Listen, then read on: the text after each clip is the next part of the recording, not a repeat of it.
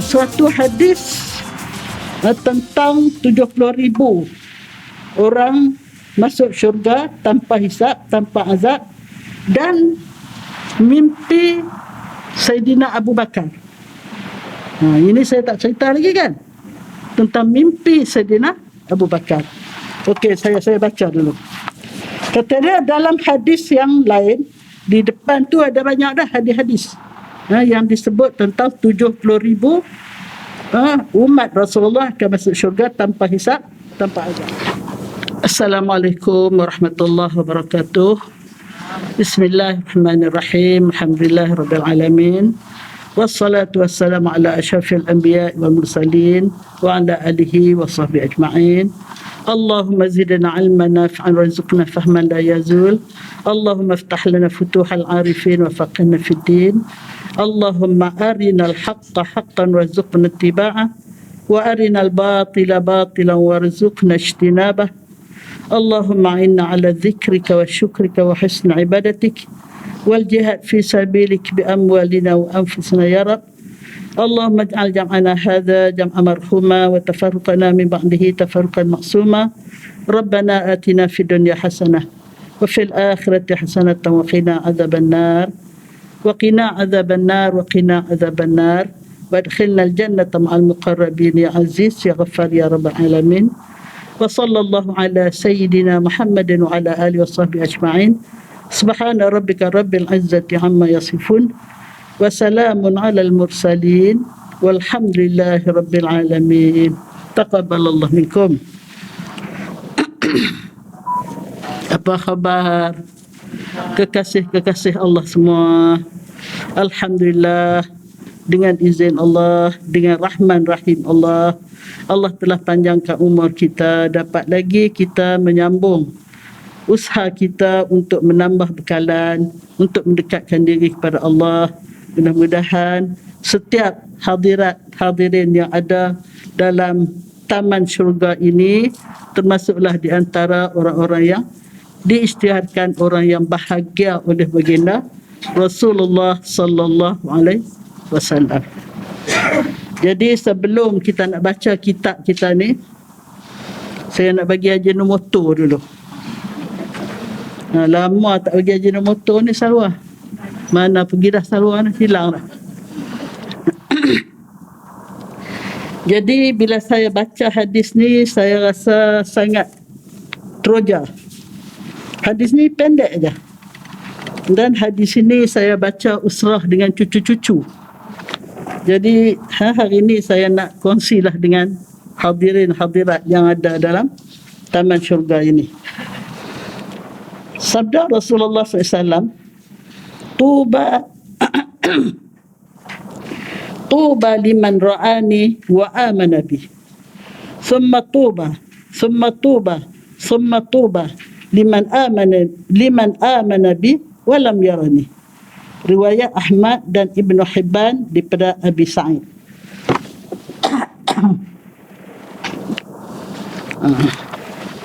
Jadi maknanya baginda sallallahu alaihi wasallam bersabda, berbahagialah bagi mereka yang melihat aku.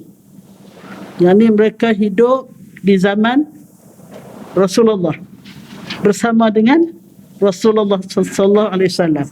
Kita pun tentu merasa mereka itu bahagia. Ya, sebab mereka dapat melihat Rasulullah, dapat bertanya Rasulullah, dapat belajar daripada Rasulullah SAW, ya, dapat mendampingi Rasulullah SAW. Dan Rasulullah ada sangat-sangat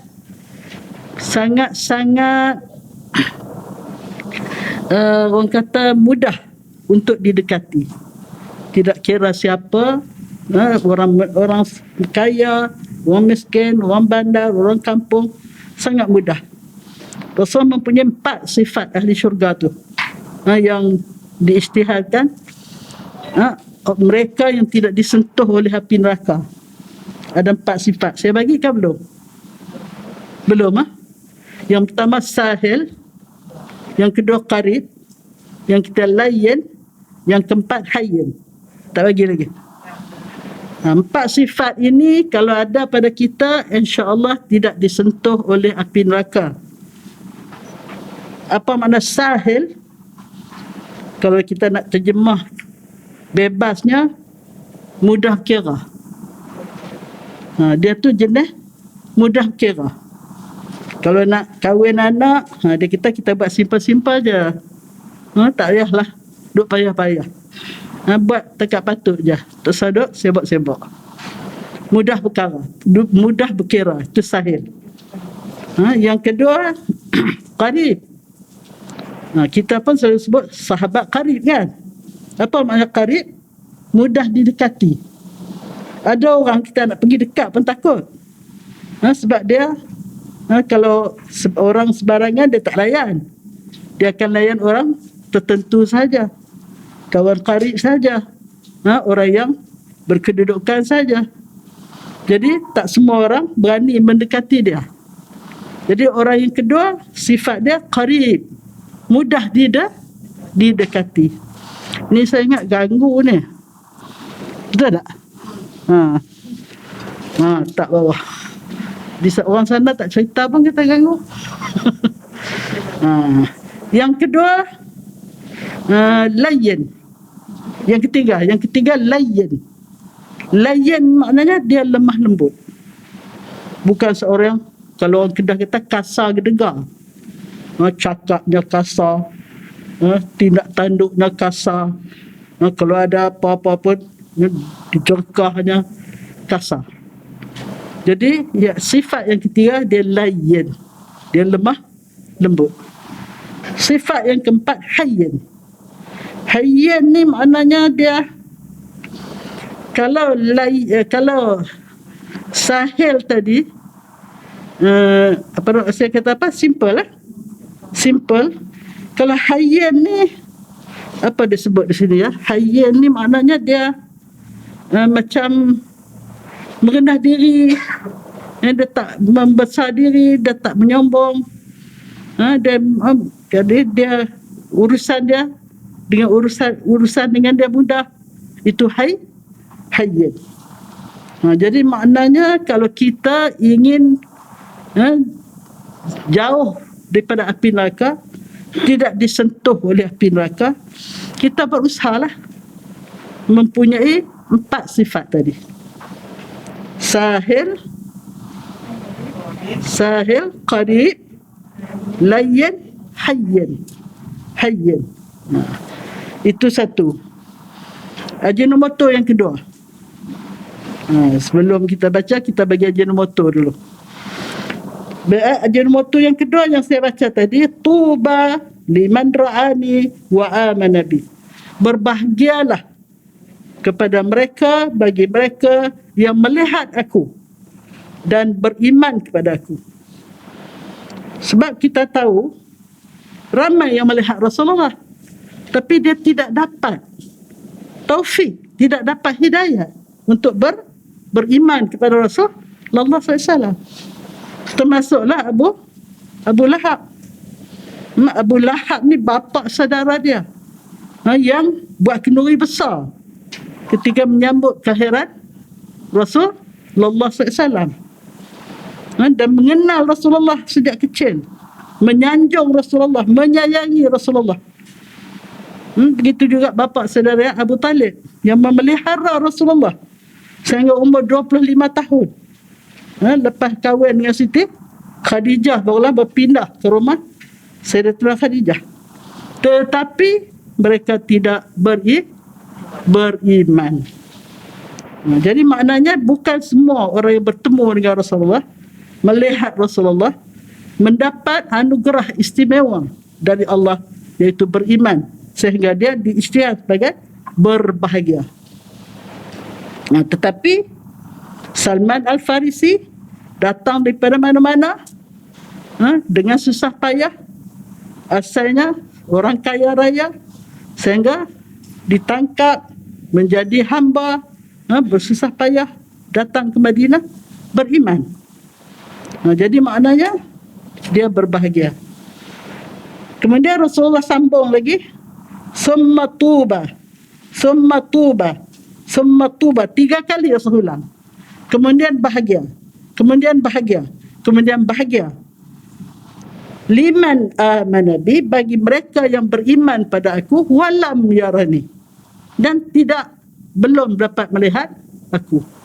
Gambar pun tak pernah tengok, mimpi pun tak pernah mimpi, apatah lagi nak bertemu dengan Rasulullah sallallahu alaihi wasallam. Tetapi mereka ini beriman walaupun tak pernah melihat Rasulullah. 3 kali Rasulullah bahagia, bahagia, bahagia. Harap-harapnya kita lah pernah tengok ada Rasulullah, pernah mimpi ke Rasulullah? Tak pernah. Tetapi kita hanya menerima ajaran Rasulullah SAW daripada guru-guru kita, daripada bimbingan ibu bapa kita, dari pembacaan kita dan sebagainya. Dengan bahan-bahan itu Allah buka hati kita sehingga kita menerima anugerah nikmat yang terbesar di alam ini.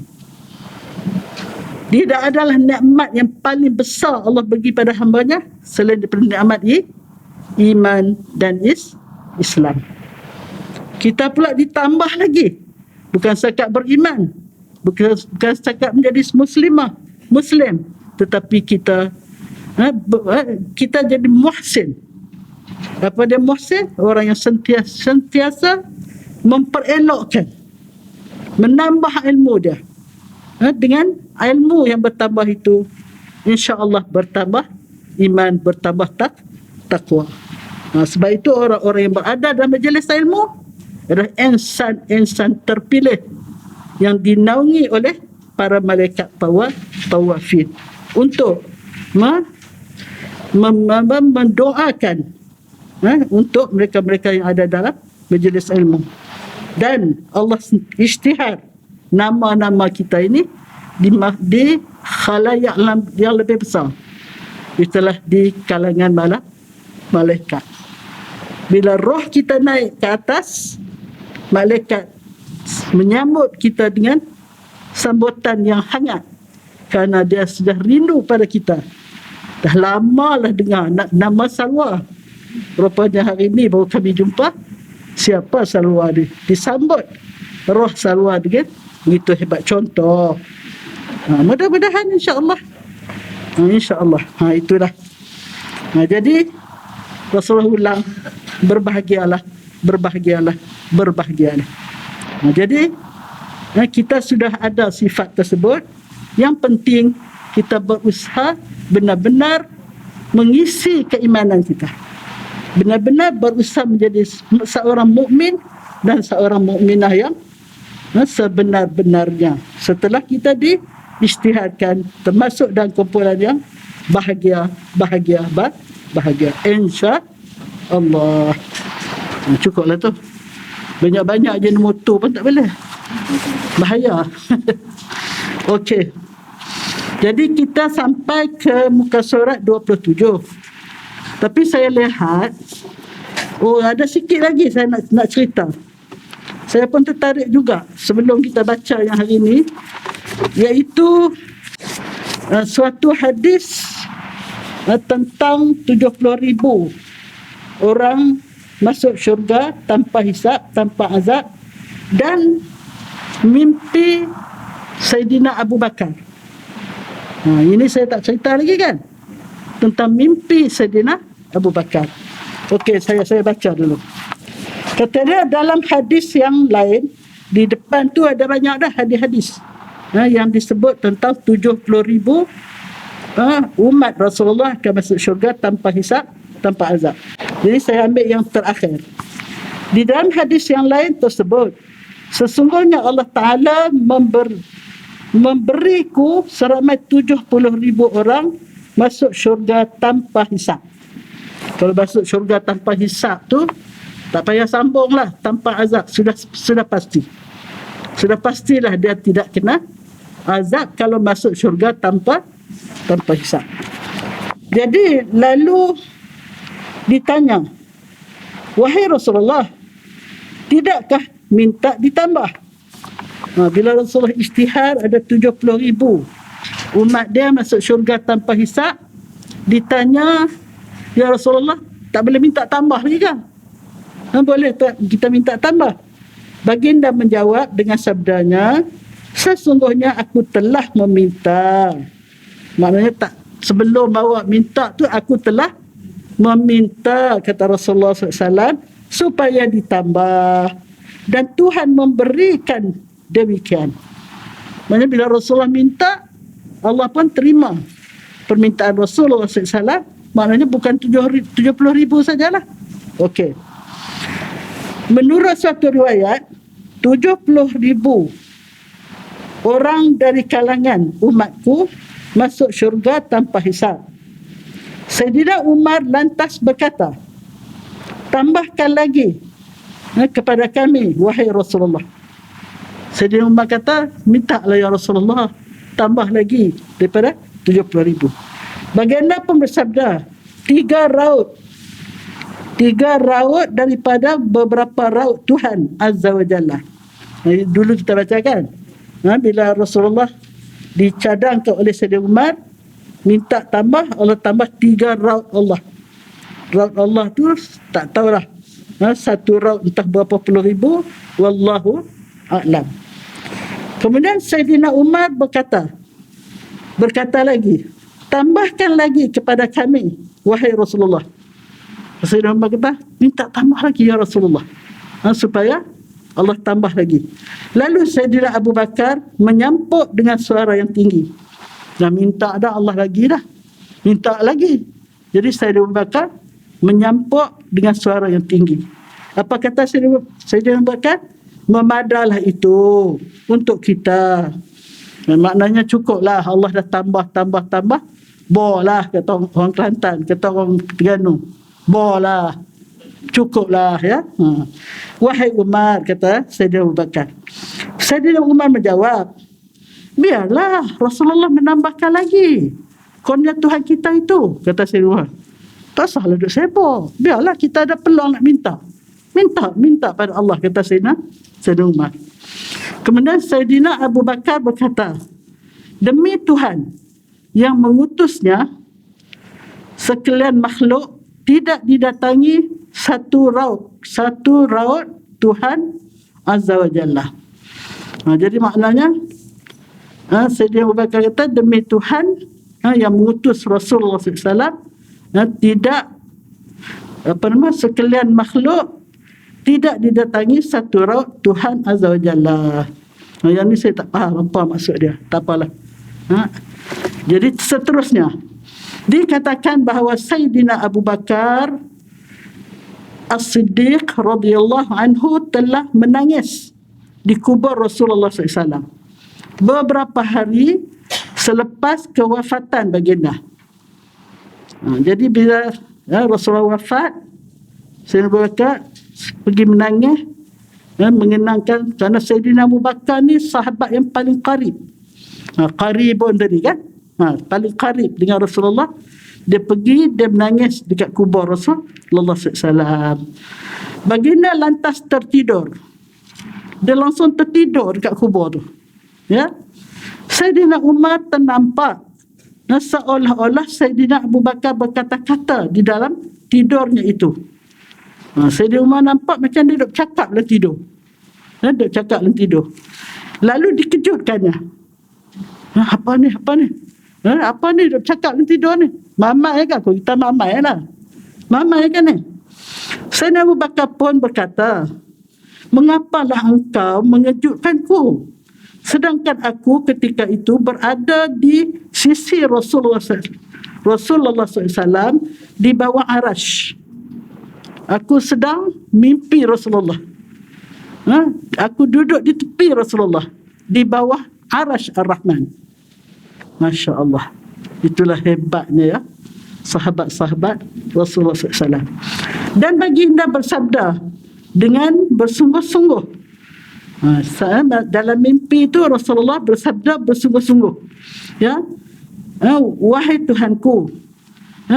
Jadi Rasulullah bersabda ni, Rasulullah meminta bersungguh-sungguh. Apa sabda Rasulullah? Wahai Tuhanku, umatku, wahai Tuhanku, umatku. Itu Rasulullah minta di bawah arasy tadi. Ya, dia dilihat oleh Sayyidina Abu Bakar dalam mimpi. Aku berkata, wahai Rasulullah, dalam mimpi lagi, ya. Biarlah Tuhan menentukan kehendak itu. Kata Abu Bakar, ya Rasulullah, biarlah Tuhan tentukan. Ramai mana Allah nak masukkan umat Rasulullah tanpa hisab tadi. Kemudian datang seruan daripada Tuhan. Ini dia dah jaga dah ni. Lepas dia jaga, tiba-tiba dengar seruan. Wahabnaka, wahabnaka. Kami telah memberikan kepadamu, kami telah memberikan kepadamu. Jadi Allah berfirman 2 kali. Pada ketika itulah engkau mengejutkan dan aku tidak tahu berapa yang diberikan. Dalam mimpi lagi. Allah sebut pada Rasulullah, wahabnaka, wahabnaka, aku beri pada engkau, aku beri pada engkau. Masa itulah, masa Allah pegang kata tu, dia jaga, dikejut oleh Sayyidina Umar. Tiba-tiba terdengar daripada kubur baginda SAW yang mulia berkata, wahabanil kullah, aku telah diberikan semua permohonanku. Dengar suara daripada kubur baginda Rasulullah SAW, wahabanil kullah, telah mengurniakan kepada aku semuanya oleh Tuhan apa yang aku minta, ya. Jadi akhir daripada kitab ni dia kata, ja'alanallah minal ladzina yadkhuluna al-jannah, semoga Allah masukkan kita di dalam kumpulan yang masuk syurga tanpa hisab, bihurmati Sayyidina Muhammad, dengan kehormatan, dengan kehebatan penghulu kita Nabi Muhammad SAW, wa jami'il al, dan seluruh ahli keluarga, wal ashab, dan seluruh sahabat. Amin ya rabbal alamin. Itulah saya rasa terpanggil untuk nak share, sebab ini tak ada dalam buku ni. Ini tak ada dalam buku yang saya tulis ni. Jadi yang hadirin pada hari ini dapat lebih lah daripada apa yang ada dalam buku ni. Okey. Jadi hari itu kita berhenti setakat muka surat 27, iaitu tidak minta dijampi. Saya ingat kita boleh laju-laju je lah, ya, sebab kita dah faham dah ni. Maknanya sifat yang kedua, orang yang masuk syurga tanpa hisab, tanpa azab, dalam hidup dia tidak minta dijampi. Dia tidak menemui dukun-dukun yang menggunakan jampi-jampi yang tidak syar'i. Jampi yang mengarut-ngarut, diserunya entah apa-apa. Segala mambang merah, mambang hijau, mambang apa, tolonglah apa semua. Itu dia tak pernah buat dalam hidup dia. Setengah orang kampung saya lihat, dia pergi kubur. Dia pergi kubur, kononnya orang alim. Dia pergi, dia bawa makanan. Dan saya biasa tengok di Perlis tu ada satu tempat. Tapi saya tak ingat dah tempat tu, sebab saya keluar Perlis sejak saya kecil, 11 tahun lagi. Jadi di kubur tu dia orang ada buat macam bukan pondok, macam dewan kecil, macam separuh ni lah. Jadi orang-orang yang datang tu boleh naik datang duduk tempat tu lah. Dia panggil apa, kalau orang kenduri di kampung tu, dia buat apa ya, bukan bangsal, dia ada apa nak kata. Jadi dia orang duduk situ, dia bawa makanan, dan kubur yang orang alim tu dia buat macam rumah kecil duduk dalam tu, dan di dalam tu dipasang lilin dan sebagainya. Kemudian dia orang tu pergi, dia ambil berkat macam mana tu, dimandikan lah. Kononnya kalau ada orang yang sakit, susah nak baik, dimandikan dengan air yang dapat, yang dijampikan di apa, di kubur tersebut. Itu kalaulah kita pernah terpergi, maka kita bertobatlah. Minta Tuhan ampunlah. Dulu kita tak tahu. Saya pun pernah pergi, sebab tu saya boleh cerita. Saya dibawa oleh orang tua. Masa tu kita tak tahu apa-apa, dan saya boleh nampak bayangan lagi. Kubur tu di tengah, dikelilingi oleh rumah kecil dalam tu. Dalam tu penuh lilin-lilin. Allahu Akbar. Sebab adik saya dulu dia sakit. Dia tak penyakit. Sakit tak habis-habis. Orang tua-tua dulu mana yang reti. Dulu kan ada pengajian. Jadi orang tak faham ya. Jadi itu. Jadi tidak minta dijampi dengan jampi-jampi yang ngarut-ngarut ya. Jadi kita laju je lah ya. Jadi ini berlaku ya. Dia kata golongan yang masuk syurga tanpa hisab dan tanpa azab, tidak minta dijampi apabila mereka sakit.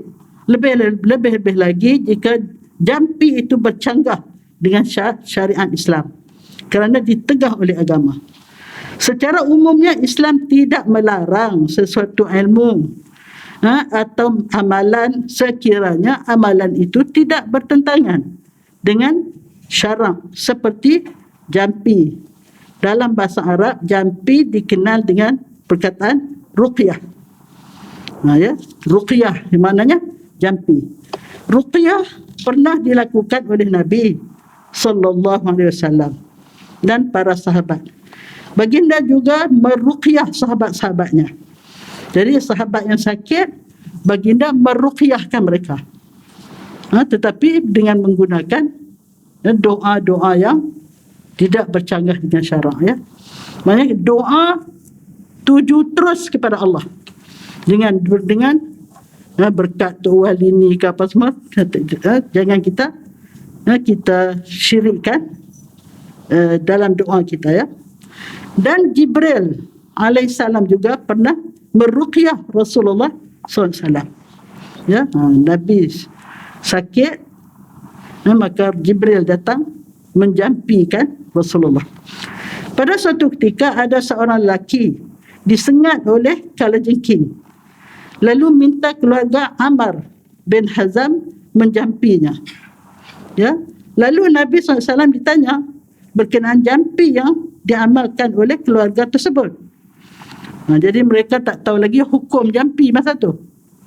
Bila Amr bin Hazam menjampikan orang yang kena jangkit, kena sengat kalajengking tadi, maka mereka pergi bertanya pada Rasulullah apa hukum jampi. Maka Nabi SAW berkata kepada mereka, perdengarkanlah kepadaku jampi-jampi kamu itu. Jadi sebelum Rasulullah nak beri hukum, apakah hukum jampi itu, Rasulullah selidik dulu apa benda yang dibaca oleh Ammar tadi ya, untuk menjampi tadi. Dan tidak mengapa jampi yang tiada unsur syirik di dalamnya. Setelah ditunjukkan jampi tersebut, baginda SAW bersabda, jadi maknanya bila Rasulullah tanya apakah bacaan yang digunakan oleh Ammar untuk mengubati orang yang kena sengat kalajengking tadi, Rasulullah terus menyatakan, ma ara ba'san man istata'a minkum an yanfa'a akhahu falyanfa'hu. Apa yang aku lihat itu tidak mengapa. Maknanya apa yang Rasulullah dengar setelah mereka menceritakan lafaz-lafaz yang dibaca semasa jampi orang kena sengat tadi, Rasulullah kata, aku nampak tak ada apa-apa yang salah. Bagi sesiapa di antara kamu yang mampu memberi manfaat kepada saudaranya, maka lakukanlah. Ini hadis sahih riwayat Muslim. Jadi berdasarkan hadis ini, maknanya ruqyah yang menggunakan doa maksur ataupun ayat Quran adalah dibolehkan. Inilah yang berlaku pada satu masa rombongan orang Islam dia pergi musafir. Bila dia berhenti di satu tempat, tiba-tiba penduduk tempatan itu datang sebab mereka melihat orang-orang yang berhenti ni ialah orang-orang yang baik-baik. Mereka datang minta tolong kalau ada siapa-siapa yang boleh mengubatkan ketua kabilah mereka. Jadi dia pun salah seorang daripada sahabat tu pergilah. Pergi dia baca apa tahu? Dia baca Al-Fatihah. Lepas dia baca Al-Fatihah, dengan izin Allah, serta-merta ketua kabilah tu sihat. Jadi dia orang punya ta'assub kabilah tu sangat kuat.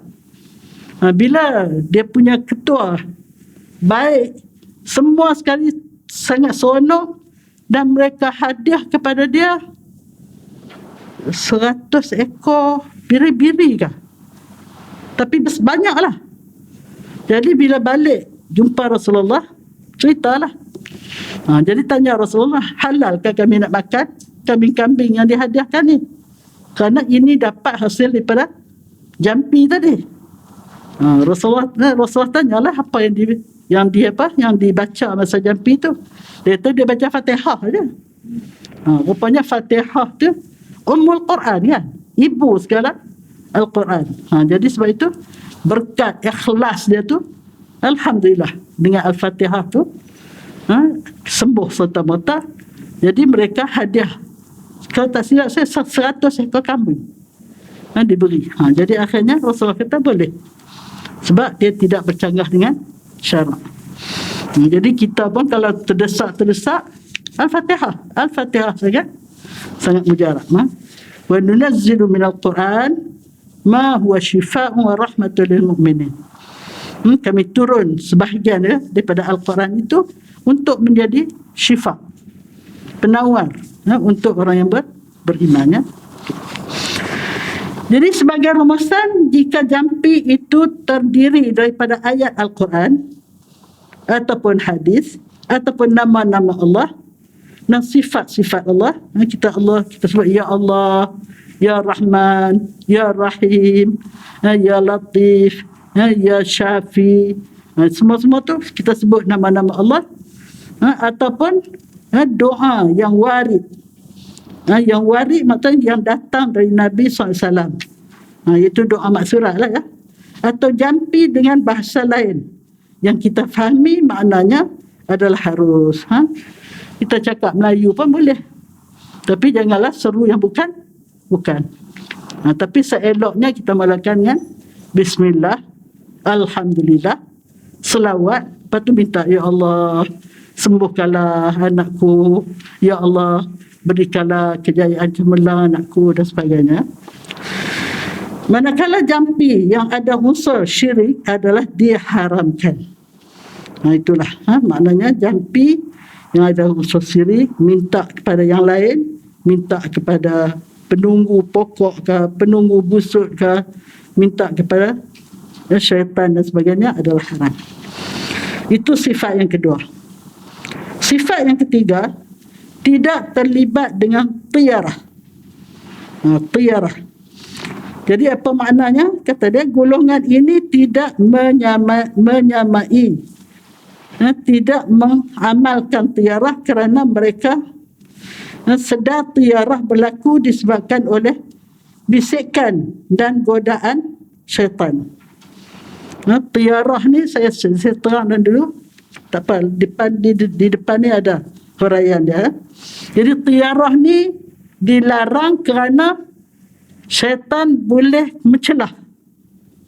Syaitan boleh guna dengan perbuatan tiarah ni untuk nak menyelewengkan kita punya perbuatan ataupun nak menyekat perbuatan kebaikan yang kita nak lakukan ataupun menyuruh kita buat benda yang tak elok. Jadi tiarah termasuk satu cabang syirik terhadap Allah yang menafikan kesempurnaan akidah. Kerana apa? Kerana apabila kita percaya kepada tiarah ni, dia membawa kepada kita menduakan Allah, menyebabkan akidah kita terjejas ya. Jadi sebab itu diharamkan tiarah. Jadi apa arti tiarah? Tiarah artinya firasat buruk, pesimis, atau meyakini sesuatu boleh membawa musibah ke atas seseorang, itu maknanya kalau kita zaman dulu lah. Dan ada lagi saya ingat, orang yang percaya, kalau kita bawa pinggan ke, tiba-tiba terjatuh, ini petanda tak baik dah. Ataupun masuk bilik air, rebah dalam bilik air, ini petanda tak baik, padahal bilik air itu dicen, jatuhlah.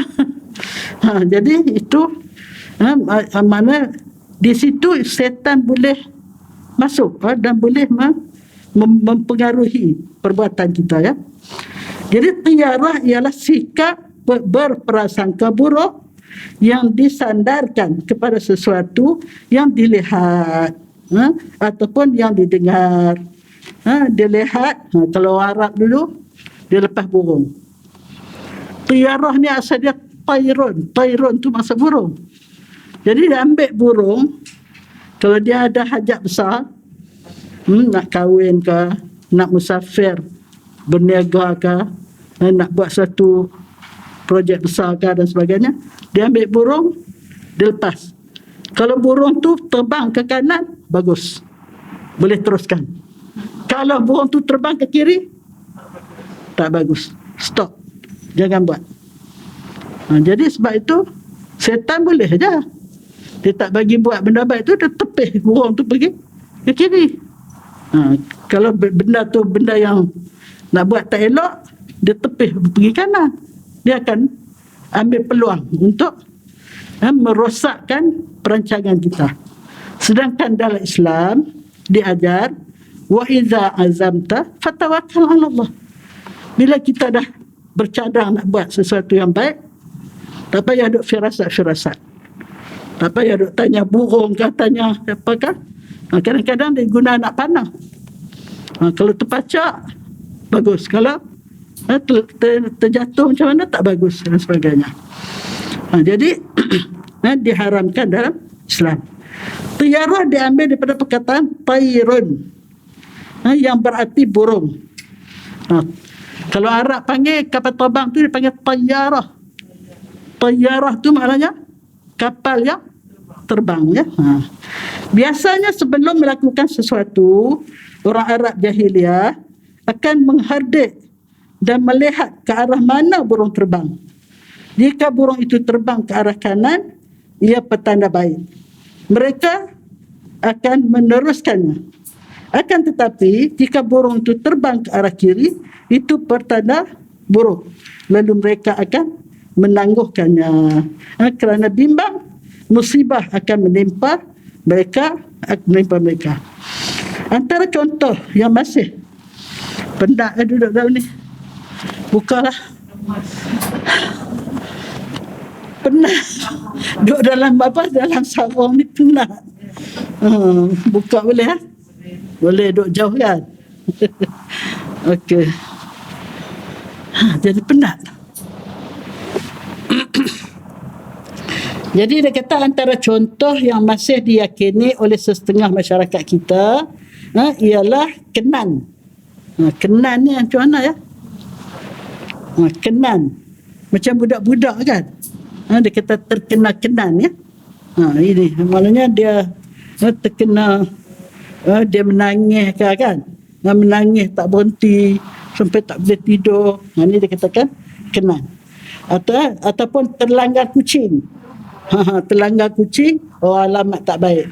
Ataupun nombor kereta, kalau dapat nombor ni on, kalau dapat nombor begini jangan. Ada orang kata nombor 7 bagus, ada orang kata nombor 7 tak bagus. Itu tak ada. Ustaz saya dulu dia suka nombor 989, semua kereta 989.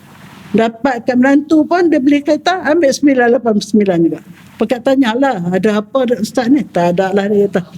Saja sonok-sonok saja, nampak cantik. 989 dapat cantik, tak ada apa-apa ya. Nombor kereta ataupun motor ataupun mimpi buruk. Kita mimpi mimpi yang tak baik. Jadi mimpi ni ada setengah mimpi yang boleh dipercayai, ada mimpi yang mengigau, ada mimpi yang memang syaitan datang untuk merosakkan kita punya perancangan dan sebagainya ya. Sedar tak sedar dah 10 minit ya, dan lain-lain. Jadi Nabi menegaskan bahawa tiarah itu syirik. Dalam sabda baginda, an Abdullah bin Mas'ud radhiyallahu anhu qala Rasulullah sallallahu alaihi wasallam at-tiyaratu minasyirki wa ma minna walakinna Allah yuzhibuhu bitawakkul. Jadi maknanya apa? Daripada Abdullah bin Mas'ud radhiyallahu anhu, Rasulullah SAW bersabda, tiarah itu syirik dan bukan ajaran kami, tetapi Allah menghilangkannya dengan tawakal kepadanya. Jadi maknanya kalau nak buat apa-apa, wa idza azamta fatawakkal. Bila berazam terus lakukan, jangan duk kalau begini. Kadang-kadang hari, kalau hari ni tak bagus, kalau hari ni bagus. Zaman dulu tak boleh kahwin bulan Safar. Bulan Safar jangan kahwin, tak bagus. Itu. Jadi tak ada. Dalam Islam tak ada. Bila niat nak buat baik, teruskan. Bismillah, tawakal Allah. Rasulullah SAW mengingatkan umatnya bahawa Allah SWT tidak menentukan sesuatu petanda berdasarkan tiarah. Lantas, baginda berpesan agar memohon petunjuk dengan melakukan solat hajat sebelum melakukan sesuatu perkara supaya hati menjadi tenang. Maknanya kita solat hajat, minta Allah tunjukkan. InsyaAllah kalau hasil daripada solat hajat itu kita lakukan, insyaAllah diberkati Allah, berjaya insyaAllah. Tak payahlah duk tunggu burung terbang kiri, terbang kanan dan sebagainya ya. Ataupun sunat istikharah ya. Apa maksud istikharah? Minta Allah tolong pilihkan kepada kita apakah tindakan yang terbaik untuk kita lakukan. Ini merupakan amalan golongan yang mentakdirkan mereka ke syurga tanpa hisab ya. Jadi maknanya kalau mereka hidup berpegang kepada Allah, bertawakal pada Allah, itulah amalan ahli syurga, bukan tiarah. Yang keempat, kita habiskan ya, hanya bertawakal pada Allah Subhanahu Wa Taala. Jadi maknanya dalam hadis ni, 3 ni jangan buat. 1 je yang kamu kena buat, iaitu bertawakal. Bertawakallah. Bertawakal yang sifat keempat bagi golongan ini.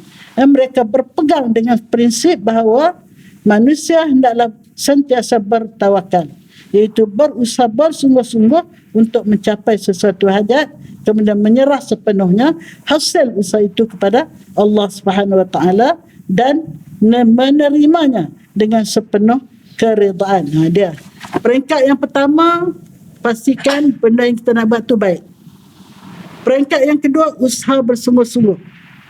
Peringkat yang ketiga, setelah kita usaha sungguh-sungguh, redha dengan apa yang telah ditentukan oleh Allah. Contohnya budak masuk Faisal lah. Dia belajar, sudah tentulah ilmu yang dia belajar tu ilmu yang baik. Dia usaha sungguh-sungguh, baca buku, tuition, buat nota, buat macam-macam, masuk Faisal. Faisal pun dia Bismillahirrahmanirrahim, dia tulis dengan penuh teliti, dengan maknanya berusaha yang sebaiknya. Jadi bila habis tulis, serah pada pemeriksa, tawakal.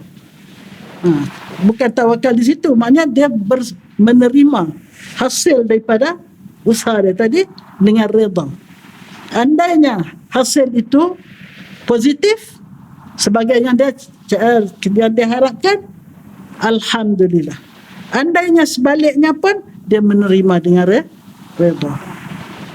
Tapi bukan senang Bukan senang nak menerima dengan redha kalau hasilnya negatif. Begitu jugalah kalau berlaku benda yang negatif pada diri kita pun, kita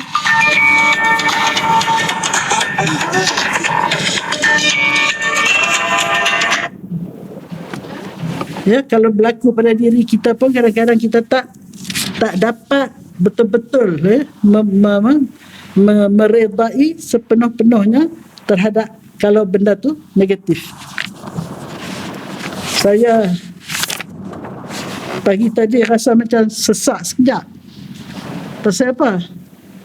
Kucing jiran tu dia asyik membuang kat rumah saya.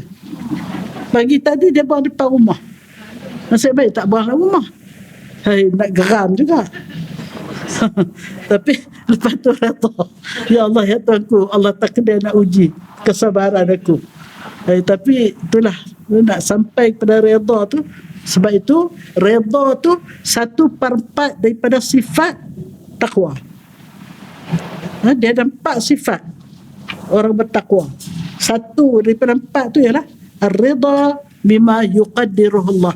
Redha terhadap apa yang ditakdirkan oleh Allah. Itu. Jadi Allah, Rasulullah SAW bersabda, ini ayat Quran. A'udzubillahi minasyaitonirrajim. Allah berfirman, "Wa may yatawakkal 'ala Allah fahuwa hasbuh. Innallaha balighu amri qad ja'ala Allahu likulli syai'in qadra." Ini kita hafal semua dah, ya. Iaitu Allah berfirman, dan sesiapa yang bertakwa kepada Allah dengan mengerjakan suruhannya dan meninggalkan larangannya, itu makna takwa. Takwa buat apa yang Tuhan suruh, tinggal apa yang Tuhan larang, itu takwa, ya. Nescaya Allah akan mengadakan baginya jalan keluar daripada segala perkara yang menyusahkannya. Jadi maknanya kalau dia benar-benar bertakwa, walaupun dia berhadapan dengan perkara yang menyedihkan, menakutkan, merugikan, dia akan tenang, ya, akan tenang menghadapinya, sebab Allah akan memberi dia jalan keluar, insya-Allah. Jadi kita kena benar-benar bertakwa pada Allah, serta memberinya rezeki dari jalan yang tidak terlintas di hatinya, wa yarzuqhu min haitsu la yahtasib. Allah akan beri padanya rezeki dari punca yang tidak disangka-sangka. Kalau dia benar-benar bertakwa pada Allah Subhanahu wa taala. Dan ingatlah kata dia, sesiapa berserah diri bulat-bulat kepada Allah, maka Allah cukuplah baginya. Maknanya cukup kita berserah pada Allah, memohon pertolongan Allah, yang mengharapkan keridaan Allah. Cukuplah, tak payah yang lain untuk menolong dan menyelamatkannya. Sesungguhnya Allah tetap melakukan segala perkara yang dikehendakinya. Allah telah pun menentukan kadar dan masa bagi berlakunya tiap-tiap sesuatu. Jadi maknanya kita kena faham segala-galanya, daripada sekecil-kecil benda sampai ke sebesar-besar benda, semuanya Allah telah tulis di alam azali. Cuma Allah lahirkan mengikut masa yang Allah tentukan. Begitulah. Misalnya kita tanam pokok, Allah dah tulis dah pokok apa kita nak tanam, dekat mana kita nak tanam, bila pokok ni nak besar, bila pokok ni nak berbuah, bila berbuah macam mana, manis ke tak manis ke, dimakan ulat ke tak makan ulat ke, semuanya ditulis secara detail oleh Allah Subhanahu Wa Taala. Tapi Allah tak beritahu dekat kita. Allah suruh kita buat kerja kita. Kerja kita ialah kita usaha, kita cari benih yang terbaik, kita cari tanah yang subur, kita tanam seelok mungkin, kita letak baja yang patut, kemudian kita tunggu bagaimana Allah nak mengeluarkan hasilnya, dan insya-Allah kita dapat. Dan buah yang keluar tu pun Allah dah tulis dah di azali, buah mana yang nak masuk perut kita, buah mana masuk perut anak kita, buah mana yang kita nak hadiah pada jiran kita, dan semuanya segala-galanya telah ditulis oleh Allah Subhanahu wa ta'ala. Tu saya kalau tengok anak-anak, budak-budak makan nasi, kita sendiri pun dalam pinggan nasi yang kita makan tu, sejak bila Allah rancang? Dalam pinggan nasi tu ada apa? Ada nasi, ada lauk ayam, ada kuah yang dibuat daripada santan. Santan tu datang daripada pokok kelapa. Pokok kelapa tu baru tanam kan? Sejak bila tanam pokok kelapa tu? Pakcik mana tanam tu? Sampailah santan tu masuk dalam pinggan kita. Jadi perancangan Allah itu terlalu halus, terlalu detail. Allah tu maha latif, maha berhalus, halus perancangan Allah sehingga sehingga kita boleh menikmati sepinggan nasi itu, sesuap nasi itu. Perancangan Allah sejak bila-bila ni, yang kita pun tak tahu. Itulah hebatnya perancangan Allah untuk hamba-hambanya yang dia kasih lebih daripada ibu kasihkan anak, ya. Sabda Rasulullah SAW, "Lau annakum tatawakkaluna 'ala Allah haqqa tawakkulih, la razaqakum kama yurzaqu at-tayru taghdu khimasa wa taruhu bitana."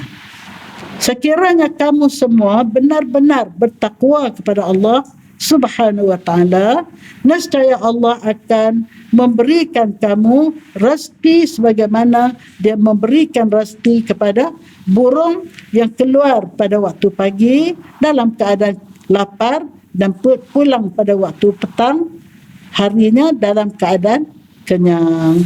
Jadi maknanya kita kena belajar tawakal burung. Burung tidak ada sedikit pun bekalan makanan di sarangnya. Dia tidur, hasil daripada usaha itu, balik di sebelah petang, perut kenyang, tidur. Besok bangun pagi awal pada kita. Kita bangun pukul berapa? Burung bangun, kalau kita bangun pukul, sarawak bangun pukul berapa? Rahsia. Rahsia. Burung lebih awal bangun pada kita. Dia bangun, dia tak ada mengantuk-mengantuk dah. Terus dia terbang, dia terus cari rezeki sambil bertasbih. Burung bertasbih, ulat bertasbih, pokok-pokok berzikir, semuanya berzikir pada Allah dengan cara masing-masing. Jadi kalau kita pun celik aja mata terus, alhamdulillahillazi ahyana ba'dama amatana wa ilaihi nusyur, dan baca raja tahmid tu sama.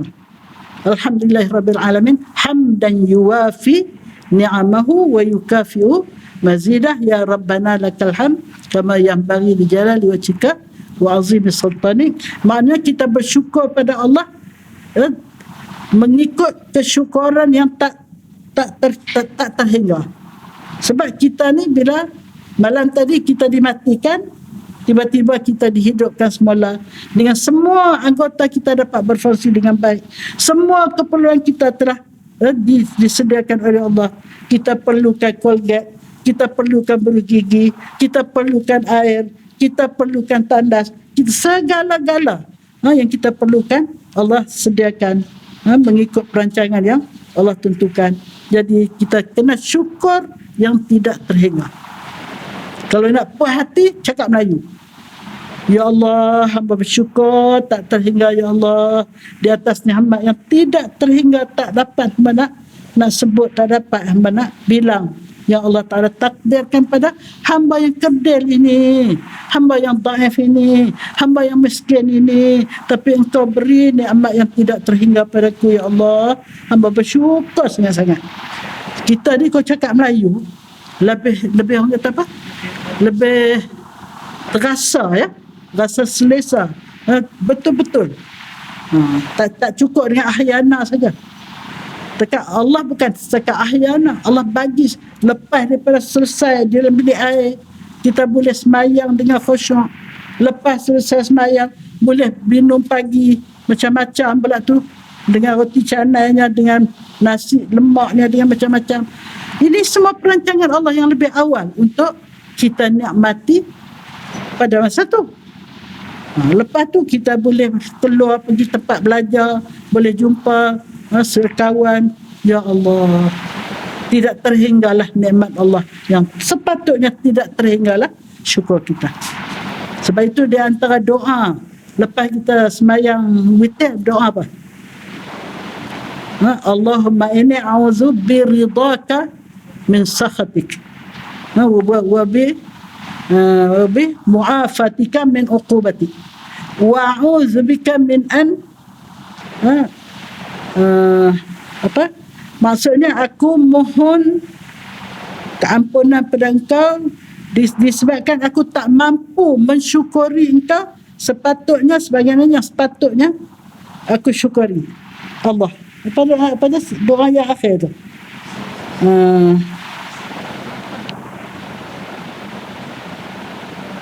wa'udzu bika apa dah baca tiap hari lupa. Yang ketiga ya. Tu jadi maknanya kita kena syukur sungguh-sungguh ya. Belajarlah kat burung ni dia keluar pada rumah, daripada sarang dia cari bertawakal betul-betul pada Allah, dan dia sentiasa bertasbih bersyukur kepada Allah Subhanahu wa taala. Sebab itulah Nabi Daud. Ingat ada cerita Nabi Daud? Lupa dah. Nabi Daud bila melihat seekor ulat merah kecil je, duk bergerak-gerak di penjuru tempat dia bermunajat, dia terlintas di hati, apalah ulat ni buat. Ulat tu diizinkan Allah bercakap. Ulat tu kata, wahai Nabi Daud, saya ni di sebelah siang saya bertasbih 1000 kali, di sebelah malam saya berselawat 1000 kali.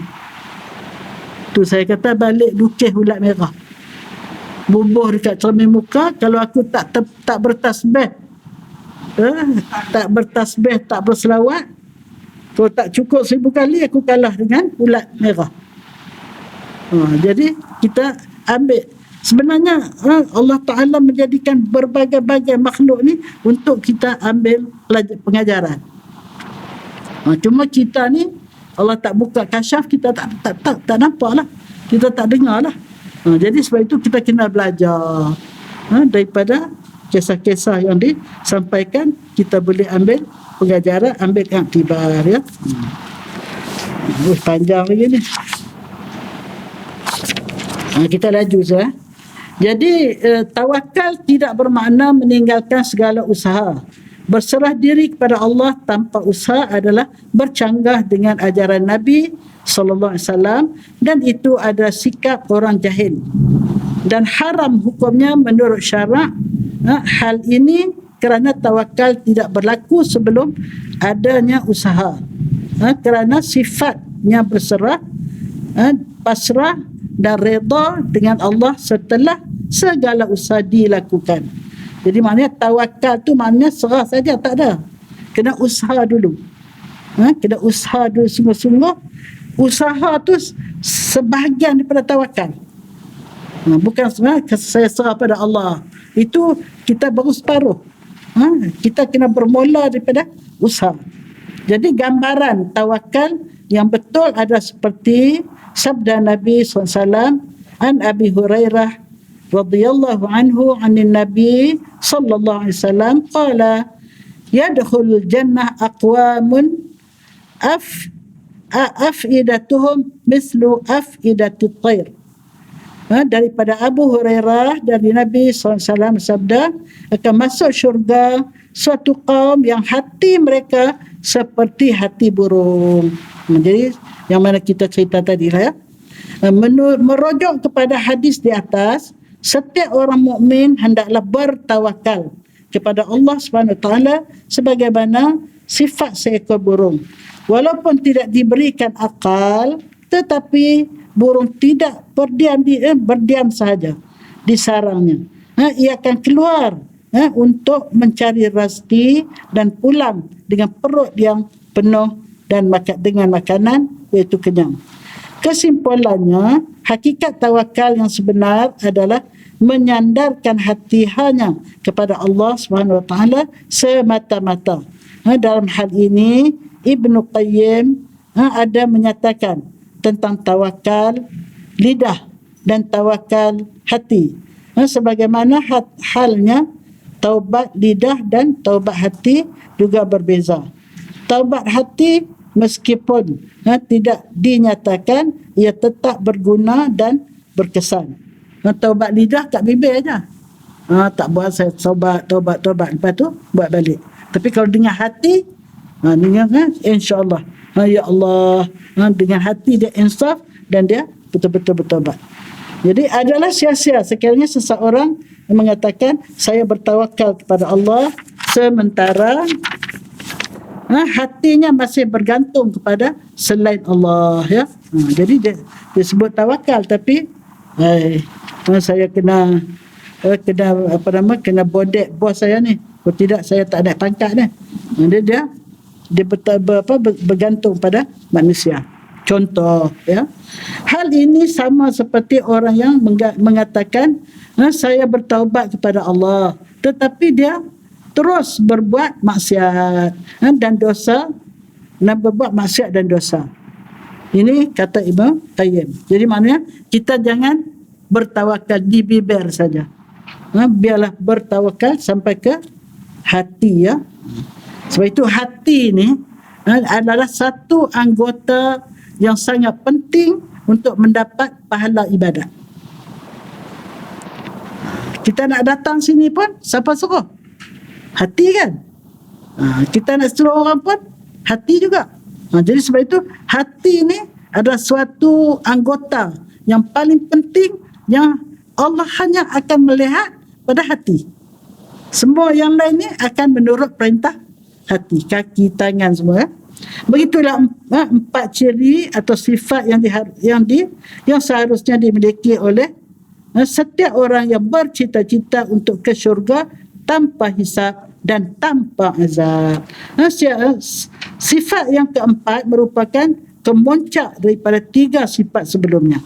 Hal ini bermaksud hendaklah meninggalkan perbuatan kai, meninggalkan untuk meminta jampi dan meninggalkan tiarah, menunjukkan kemurnian tawakal seseorang kepada Allah kerana dia telah melepaskan segala ikatan kebergantungannya kepada sesuatu selain Allah dan menyandarkan nasibnya dan hasilnya hanya kepada Allah Subhanahu Wa Taala. Kemudian pengajaran dia, ya. Semua umat Nabi Muhammad SAW berpeluang untuk mencapai darjat yang disebut di atas. Yang penting kita hendaklah nombor 1 memurnikan akidah. Akidah tauhid kita, hindarkan syirik dan khurafat dan perkara-perkara yang membawa kepada kesyirikan. Yang kedua, pergantungan diri sepenuhnya kepada Allah Subhanahu Wa Taala, iaitu tawakal, tidak menyandarkan sesuatu kepada sebab kerana yang dapat memberi kesan hanya ialah Allah Subhanahu Wa Taala. Dan yang ketiga, berusaha sedaya upaya dan memohon kepada Allah Subhanahu Wa Taala agar membantu kita untuk mendapat anugerah istimewa, iaitu masuk syurga tanpa hisab, tanpa azab yang ditawarkan ini. Jadi itulah kesimpulan daripada hadis yang disabdakan oleh baginda Rasulullah, memberi panduan kepada kita supaya berusaha sungguh-sungguh, sebab bukanlah suatu perkara yang susah sebenarnya untuk masuk syurga tanpa hisab, tanpa azab. Saya dulu fikir mesti kena pergi berperang, kena berjihad, kena macam-macam, barulah masuk syurga tanpa hisab, tanpa azab. Rupanya bila kita cari, kita jumpa hadis-hadis yang sahih, tak masuk langsung hadis yang tak sahih dalam buku ni. Kami betul-betul cari yang sahih saja, supaya sekarang ni orang petikai kalau bawa hadis sahih tak sahih, Orang zaman dulu tak tanya dah. Tapi orang belah ni dia tanya. Jadi maknanya hadis ini memberi panduan pada kita, buatlah satu saja. Kita bertawakal pada Allah, iaitu berusaha bersungguh-sungguh. Yang pertama sekali berazam nak buat benda yang Allah redha. Bila berazam, berusaha. Lepas berusaha, serah pada Allah. Dan bila kita serah, kita redha, sama ada kita dapat hasil yang positif ataupun kita dapat hasil yang negatif, kerana Allah lebih tahu. Kadang-kadang yang negatif itulah yang baik untuk kita. Macam orang tak dapat naik kapal terbang yang jatuh tu. Dia terlambat, dia tak dapat naik kapal terbang. Rupa-rupanya dia tak dapat naik tu, dia selamat daripada menjadi korban 737 ke apa dulu? 737 ke? 730? 370, masya-Allah. Jadi maknanya bukan semua negatif tak baik. Kita fikir kalau kita tak dapat tu, kita rugi. Kita dah bayar duit kan, dah bagi semua, dah usaha, tiba-tiba kita tak sampai, ada jam tak dapat sampai. Tiba-tiba rupanya kapal terbang yang kita tak dapat naik itu jatuh, semua sekali terkorban. Jadi sebab itu begitu jugalah dalam hidup kita hari-hari pun. Kadang-kadang kita tak dapat sesuatu yang kita hajat, dan yakinlah perkara yang tak dapat itulah yang terbaik untuk kita. Itulah. Jadi alhamdulillah dah lebih 20 minit dah ya. Jadi mudah-mudahan masya-Allah Allah izinkan kita bertemu dengan hadis yang memandu kita bagaimana untuk dapat masuk syurga tanpa hisab, tanpa azab. Jadi doakan sungguh-sungguh. Mudah-mudahan Allah Ta'ala masukkan kita di antara orang yang 70,000 kali 70,000, masukkan 3 raud lagi. InsyaAllah semua hadirin yang ada dalam majlis ini, mudah-mudahan Allah masukkan kita, insya-Allah. Jadi di sini nampaknya mohon didoakan bersama ke atas Nur Syuhada ya. Syuhada Azlan yang diuji COVID-19, masya-Allah. Itulah.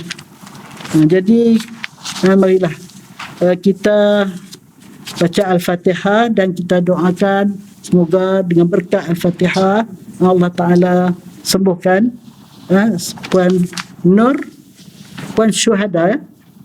Nur Syuhada, Puan kecil. Budak lagi lah ya. Anak Puan Rohana, masya-Allah. Allahu Akbar. Saya pun cucu saudara ni 2 orang. 2 orang dia positif. Inilah sekarang ni ujian banyak sangat. Jadi kita akhiri dengan tasbih kafarah dan surah wal asli, dan kita bacakan Al-Fatihah. Subhanakallahumma wa bihamdika asyhadu an la ilaha illa anta astaghfiruka wa atubu ilaik. Bismillahirrahmanirrahim. Wal 'asr innal insana lafi khusr illa alladhina amanu wa 'amilus salihat wa tawasaw bil haqq wa tawasaw bis sabr. Sadaqallahul azim. Bismillahirrahmanirrahim. Alhamdulillahirabbil alamin. Arrahmanirrahim. Maliki yaumiddin. Iyyaka na'budu wa iyyaka nasta'in. Ihdinas siratal mustaqim. Siratal ladzina an'amta 'alaihim ghairil maghdubi 'alaihim waladdallin. Amin. Bismillah, alhamdulillah, wassalatu wassalamu ala rasulillah.